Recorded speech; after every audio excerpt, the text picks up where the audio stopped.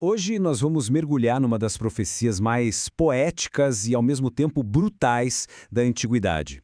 É a sentença de morte de Nínive, a grande capital do Império Assírio. A gente vai fazer uma verdadeira anatomia dessa queda para entender como as palavras podem, sozinhas, decretar o fim de uma superpotência.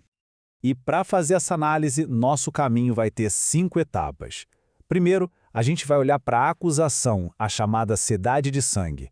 Depois, vamos ouvir o som da guerra. Em seguida, vamos entender o porquê do castigo e da humilhação.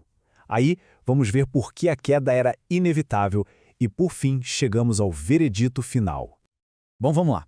Para entender a queda, a gente precisa primeiro entender do que exatamente Nínive era acusada, qual era o crime. Olha só como a profecia começa. Não tem um aviso, não tem uma segunda chance. Já começa com uma sentença, um lamento que é, na verdade, uma condenação. Ai da cidade ensanguentada.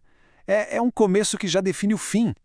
E o processo contra a cidade se baseia nisso aqui. A violência e a mentira não eram coisas que aconteciam de vez em quando. Eram a identidade de Nínive. O texto diz que ela era cheia de mentiras, de rapina, ou seja, de saques, de pilhagem, e que o roubo era uma atividade constante, que simplesmente não parava. Era o DNA da cidade.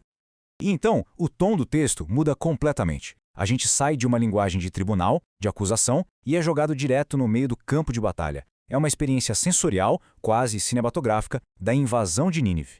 A cena começa com um som bem específico e violento, o estalo do chicote. É o sinal de que o ataque começou, de que a ordem agora vai ser imposta pela força bruta. Logo depois desse primeiro som, vem um barulho ensurdecedor que toma conta de tudo. É o ruído das rodas das carruagens de guerra, sabe? É como um trovão se aproximando, anunciando uma destruição em massa. E depois da trilha sonora do caos, vem a imagem. A cena é toda iluminada por flashes de metal. O brilho das espadas, das lanças, um balé mortal acontecendo no meio da escuridão. E qual é o resultado de tudo isso? Bom, não é uma batalha organizada, é carnificina pura. O texto fala numa multidão de mortos, numa abundância de cadáveres. Tantos mais tantos que as pessoas que ainda estão vivas acabam tropeçando nos corpos. É uma imagem muito forte. Certo, essa descrição toda levanta uma pergunta óbvia. Por que um fim tão terrível, tão brutal? A violência aqui não é por acaso. O texto vai então revelar a razão mais profunda, a razão simbólica por trás de um julgamento tão severo. E a resposta está numa metáfora poderosíssima. Nínive é chamada de meretriz muito graciosa e mestra das feitiçarias. O que isso quer dizer? Que o poder dela não era só militar, era um poder de sedução, de corrupção. Ela usava sua influência, sua cultura, seus acordos políticos para enganar, explorar e basicamente vender nações e povos inteiros.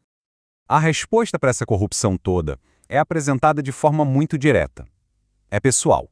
Não é um desastre natural, não é um acidente da história. É uma declaração de confronto direto. Agora o problema é comigo. E o castigo vai muito além da destruição física. É um processo, quase um ritual de humilhação pública em 3 atos. Primeiro, a exposição. Tirar a máscara e mostrar a vergonha de Nínive para todo mundo. Depois, a degradação, que é basicamente o jogar lixo nela. E, por fim, a vergonha eterna. Transformar a cidade num espetáculo de derrota. Agora a gente pode pensar, mas Nínive não era invencível, uma superpotência? Pois é. Para lidar com esse argumento, a profecia usa uma tática brilhante. Ela usa a própria história como um espelho. O texto lança uma pergunta provocadora, quase irônica, para Nínive. Você, por acaso, é melhor do que Noamon? Noamon era a grande cidade de Tebas, no Egito, outra gigante que também já tinha caído. E a comparação é muito clara. Tebas era super protegida, tinha aliados poderosos e, mesmo assim, caiu, foi levada cativa. A lógica aqui é simples e brutal. Se aconteceu com eles, por que Nínive acharia que seu destino seria diferente? A história, nesse caso, já tinha dado o spoiler do final. E, de repente, tudo que parecia ser a força de Nínive é reinterpretado como fraqueza. As fortalezas antes imponentes agora são como figos maduros, só esperando uma sacudida para cair. O povo antes temido agora é visto como vulnerável. E os portões? Bom, os portões já estão abertos e pegando fogo. A defesa ruiu por dentro. E com isso, a gente chega ao fim da linha, ao veredito final, que é irreversível e que mira não só nas muralhas da cidade, mas principalmente em quem estava no comando. Olha que imagem fantástica para a elite da cidade. Os líderes são comparados a uma praga de gafanhotos. Por quê? Porque são muitos, fazem um estrago enorme, consomem tudo. Mas quando o tempo vira, quando o perigo real aparece, eles simplesmente batem asas e somem no ar. Essa frase aqui é a pá de cal, é o atestado de óbito.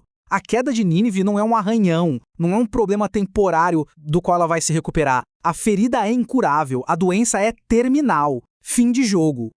E para fechar, vem a justificativa final, que também é uma pergunta retórica. Basicamente, por que ninguém vai chorar por Nínive? E a resposta é, porque não sobrou ninguém que não tenha sido vítima da maldade dela. A crueldade foi tão constante e universal que, no fim, sua queda se tornou um alívio para todo mundo. No fim das contas, essa profecia tão antiga deixa no ar uma pergunta que continua super atual. Quando um poder se torna abusivo, predatório, que só tira e não constrói, qual é o seu prazo de validade? A história de Nínive parece sugerir que mais cedo ou mais tarde, esse prazo sempre vence.